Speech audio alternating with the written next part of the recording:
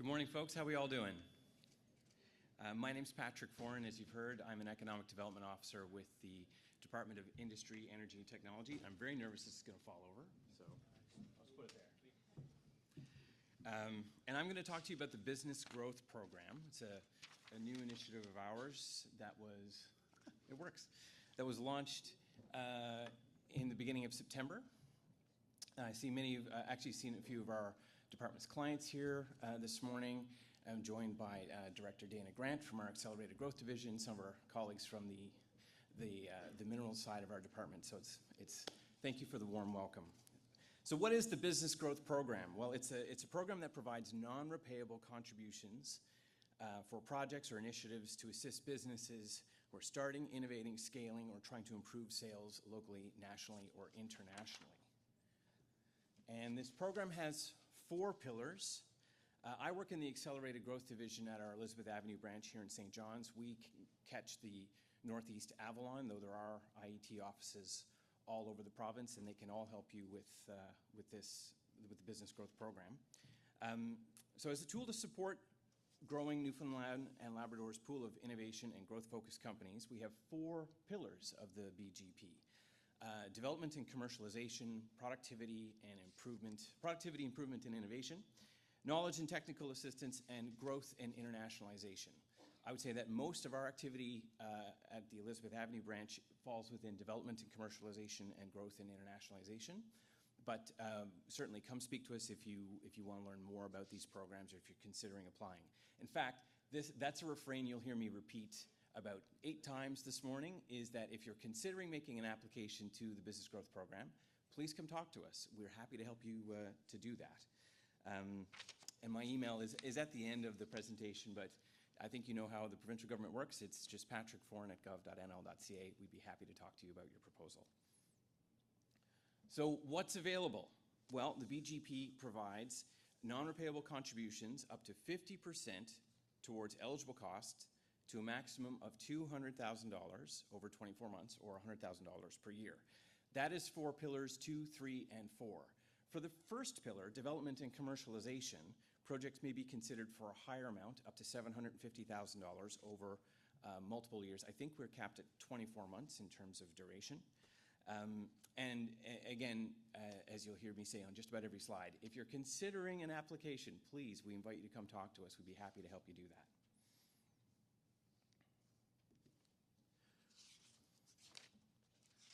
Right on. So who can apply? What kind of businesses can apply? To qualify for assistance, businesses must either be growth-focused, innovative firms, that's including sole proprietorships, partnerships, corporations within Newfoundland and Labrador, that demonstrate commercial viability.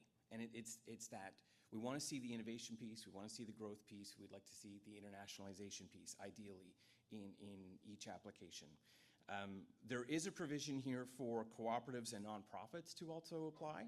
I would say that that's more the exception than the rule, but provided that a nonprofit can generate commercial revenue and are pursuing international opportunities or economic development opportunities, then they are eligible for this program too.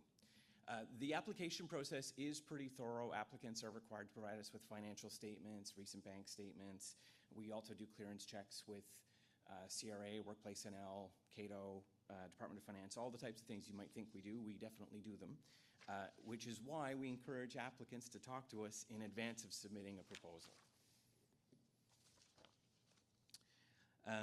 Now, the following types of businesses are unfortunately not eligible, so just to cover them off: residential and commercial real estate services, wholesale, beverage rooms and taverns. There is a lens on applicants who are proposing initiatives that would have that would be in direct competition with a local market entity. So there definitely is a lens to that. Professional service operations are not normally eligible. There are some exceptions, but generally not eligible. And cannabis proposals for startup or expansion are not eligible at this time. Okay, so now the good stuff. This is Pillar 1. This is development and commercialization.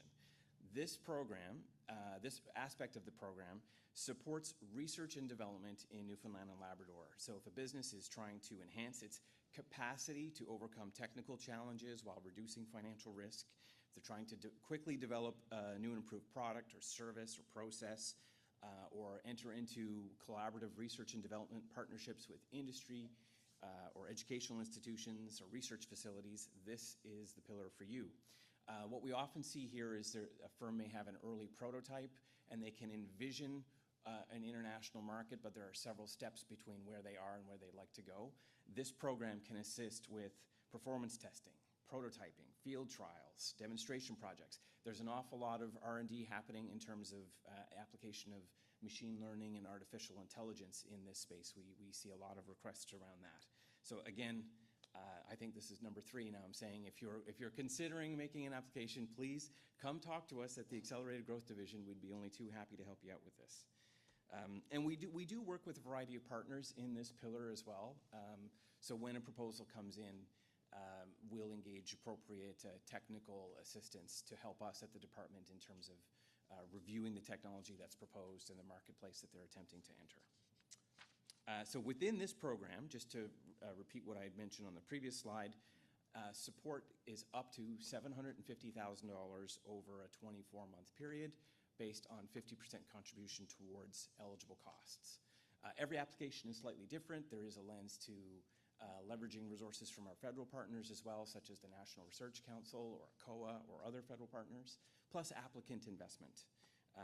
But yeah, as I've said, come talk to us. All right, pillar number 2. This is it's called Productivity Improvement and Innovation.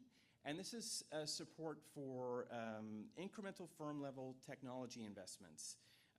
Basically, if your firm is looking at maybe a technology transfer, adoption of digitization technologies to assist critical processes, if you're investigating how you might protect your intellectual property through patent searches and certifications, that's the type of activity that applies in pillar number 2.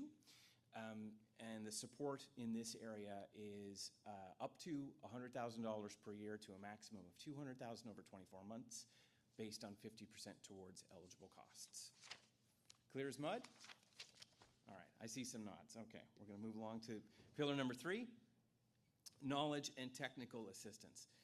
So this part of the program is designed to support fundamental business skills and access to expertise for your critical employees, okay? So effectively, if there's specialized training that would assist in the commercialization of your company, that's an area that we can support through pillar number 3.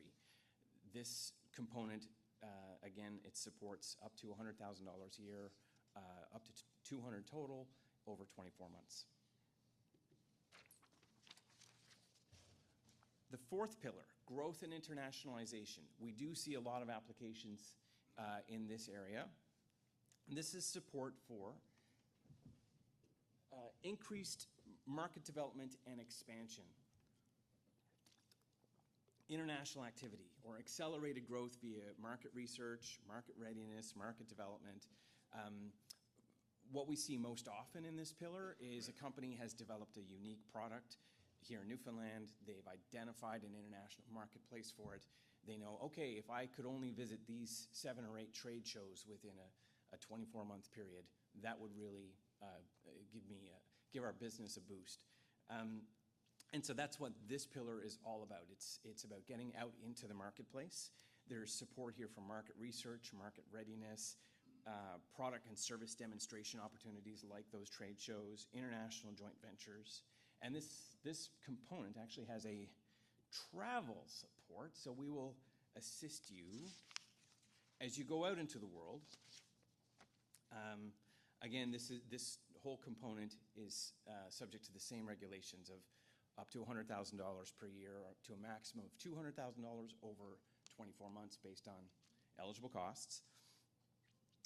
But if you're imagining B2B visits, so direct sales, looking at joint ventures or partner identification, if any of this starts to resonate with you, I would encourage you to come talk to us at the Accelerated Growth Division. We can help you with your application. In terms of direct support for travel, within the, come on, there you are, okay. We have a travel stipend component within this pillar, which provides successful applicants with a flat rate for attending, going out into those marketplaces. And that flat travel stipend is an assist towards airfare, accommodation, ground transportation, and per diem. It's up to a maximum of 2 travelers from a business, and under normal circumstances, we would cap that travel support at $25,000 a year. So that $25,000 sits nested within that $100,000 per year that I was previously discussing. Does that make sense? Again, I see a few nods, at least 1 or 2, so I'm going to take that as an invite to keep moving.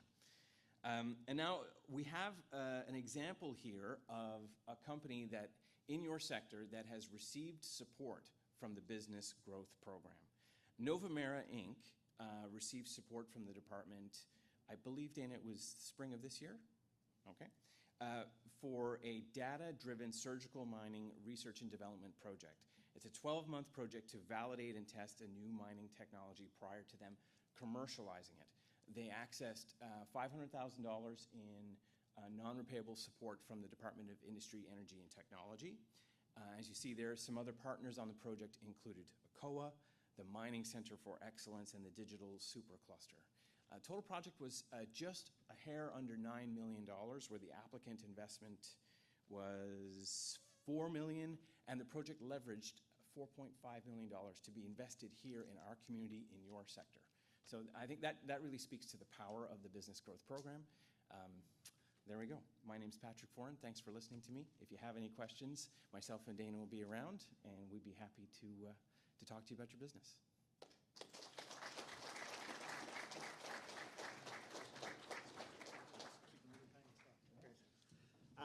Thanks, Patrick. That was great.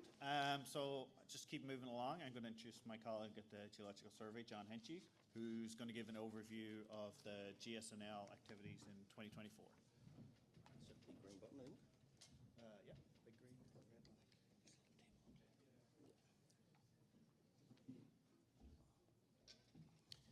Okay, thank you, James. As mentioned by presenters before me, these government talks get a little repetitive, so you're going to hear a few things again and again, which is good because I have too much to cover in 15 minutes anyway. As mentioned, my name is John Henchy. I'm with the Mineral Deposits section of the Geological Survey. I'd like to mention I'm presenting this talk here today on behalf of our director, Dorothea Henscher, who unfortunately cannot be with us at the conference. Very quickly, who are we? The Geological Survey is the public geoscience arm of government, and essentially our mandate is to provide objective, unbiased third-party geoscience to the industry and all stakeholders. Essentially, what we do is we provide all types of geological knowledge to the stakeholders. That would be regional geology, mineral deposit studies, geophysics, etc. And this is used by a multitude of end members, including prospectors, junior exploration companies, other government departments, as Steve mentioned, municipalities. So there's a large group of people who use this information. Very quickly, to touch on our budget, 24-25 budget, we were looking at about 3.9 in salaries. That's 35 current staff, 9 current vacancies, and about 2.6 million in operating budget, which was a significant boost for us, plus some ACOA-funded support, critical mineral funds, and GSC support, which I'll touch on in a few minutes. Before we get into the talk, I'll quickly touch on staffing changes. There have been a fair few, so I won't really dwell on this, but 3 notable retirements: Greg Loretta and Ray from the lab, and Nikita Oliver, our administrative officer, moved to a position outside of government. New hires, there's a long list here. Nick LaChance moved into the full-time G3 for mods. We have 3 new positions associated with this Labrador-specific fund that's been talked about a few times here. Marina Rebecca Ludo. 2 full-time G3s in regional geology, Diane and Zach. 2 new employees for the Geoscience Data Management Group, Joita and Rashmi. Daniel joined us as a clerk just last week, I think, and Laura Mateo will join us in our geochemical lab. Bit of a repeat, but I have a picture, so I'm better, I think. But I want to highlight Jerry Kilfoyle again. Jerry was acknowledged this year with the Public Service Award of Excellence. That's the highest award that you can get from the government of Newfoundland and Labrador. And essentially, Jerry's work was, acknowledged due to his outstanding dedication to public service and delivering high-quality geophysics to both internal and external users. So congratulations, Jerry. A few new initiatives for our group. This one is ongoing now for the second year. We've heard reference to this, the Labrador Specific Geoscience Initiative. This is a 5-year program the government initiated last year. Essentially, we're looking at $1.6 million per year to operate in Labrador. As many people in this room realize, to operate in Labrador is very, very costly, so this was a welcome addition to our budget. Accomplishments to date, we now have all staff hired, and we had a successful full field season this past summer, and there's ongoing research. And this will be a focus of the next presentation, so I won't dwell too much. Additional, this is a very big deal for us. We're very happy to say that we've partnered with a COA, or COA more importantly, have partnered with us for the last 2 years. In 23-24, they funded a $650,000 geophysical survey in the Terrenceville area. I'm glad to say that this will be out this coming Thursday. The announcement went out yesterday. And this fiscal year, 24-25, again, they came to the table and supported us with another $650,000 geophysical survey. This one will happen in Western Newfoundland. I'll show that in a bit more detail in a few minutes. Lastly, on the new initiatives, the GSC, or the federal government, put out a call for proposals through its Critical Mineral Geoscience and Data program last year. We were successful in putting in 2 programs, one in northern Labrador for geophysical survey, which was funded at a 50-50 cost share. That's $1 million geophysical survey. Will happen in that northern red box. And in southeast Labrador, down in sort of rare earth element country, we were also successful for a 75-25 cost shared program. So again, a big boost to our budget. Before I move on to the individual projects that we conducted this past summer, I just want to highlight we are a public geoscience agency, so our data is not much use if it doesn't go out to the public. This past year, I'm happy to say that we had over 60 publications, ranging from peer-reviewed journals to government publications, open files, and over 50 presentations. So doing very well on that measure. To move into our field season and what we conducted last year, as you can see by the new employees that we hired, we had a lot of programs this past summer, so I can't go through slide by slide. So generally, this slide has been up before. You can see that we had a lot of projects ongoing throughout the island. I'll deal with Newfoundland first. Mineral deposits, regional geology, terrain sciences, all over the island. But to cover this in this amount of time, I'm going to speak to the geology people more so, I guess, in the audience, and move from east to west. So we'll look at the Avalon Zone first. In the Avalon Zone, we had a number of employees down there working.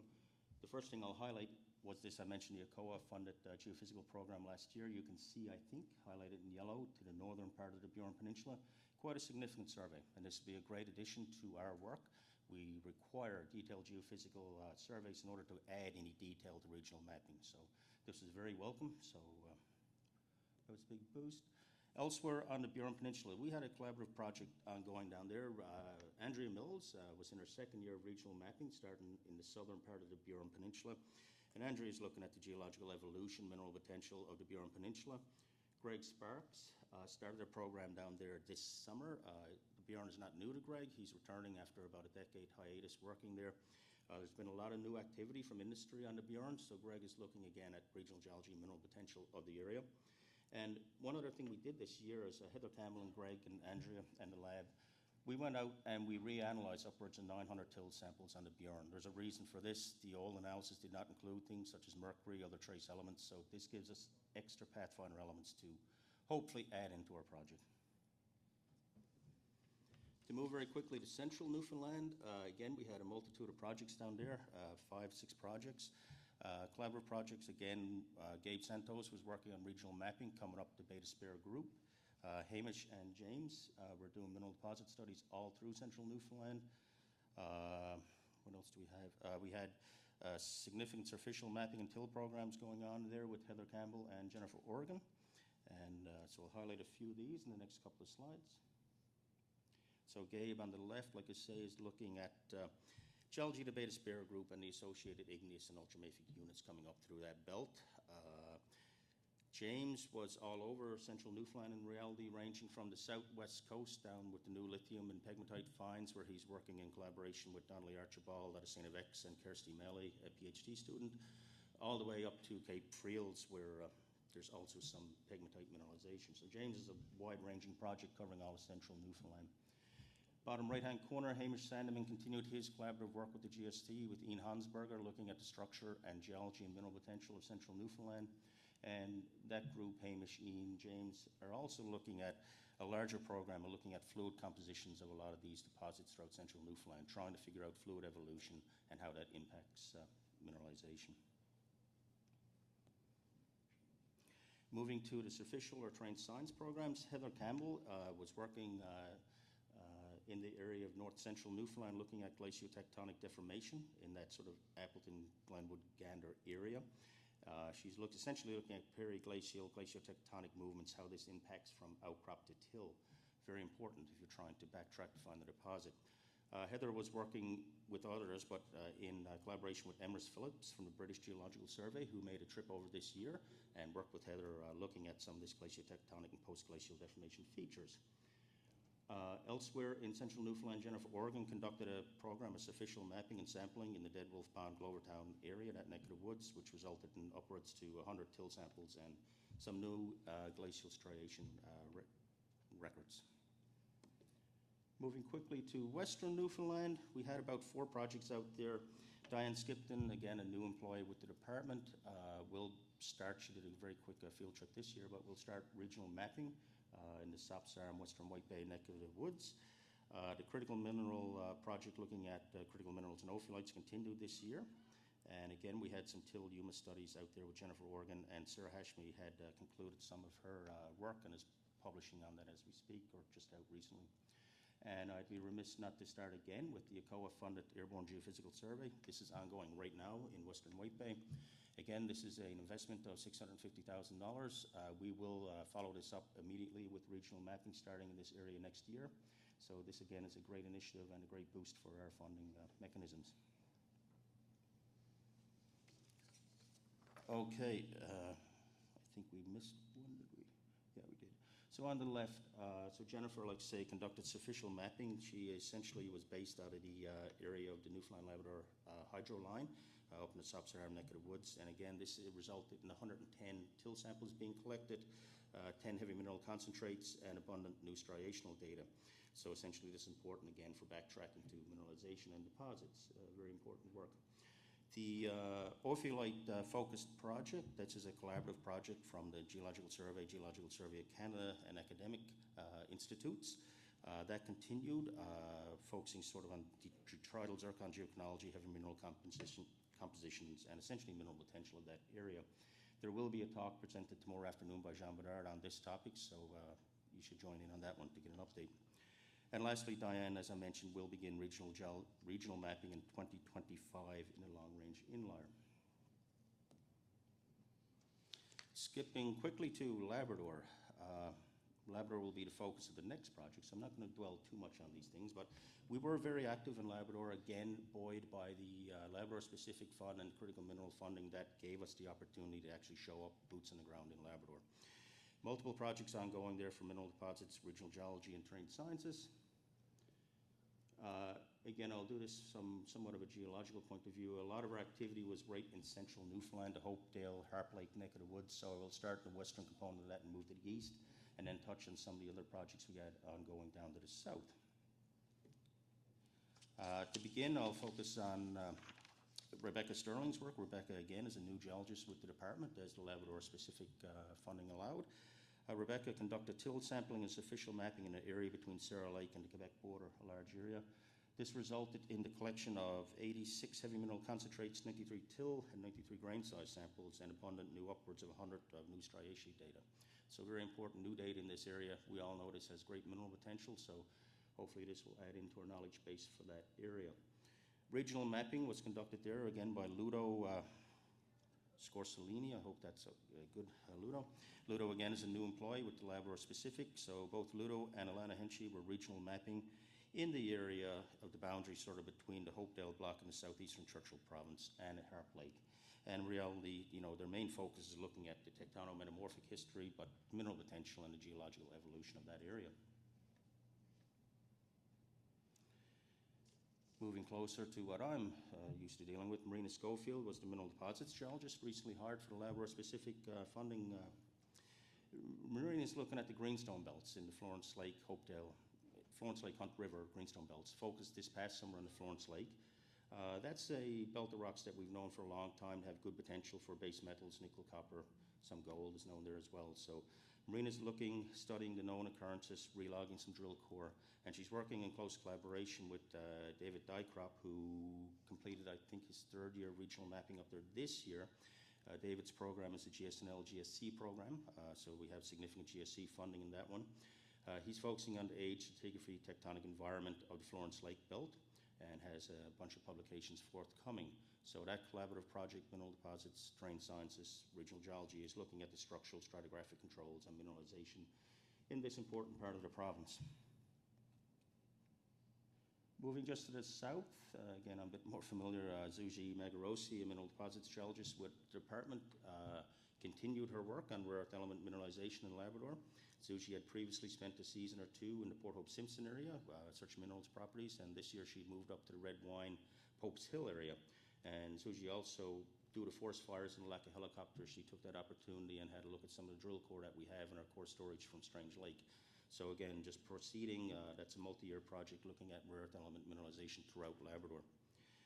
I'll mention too, Tim Van Nostrand.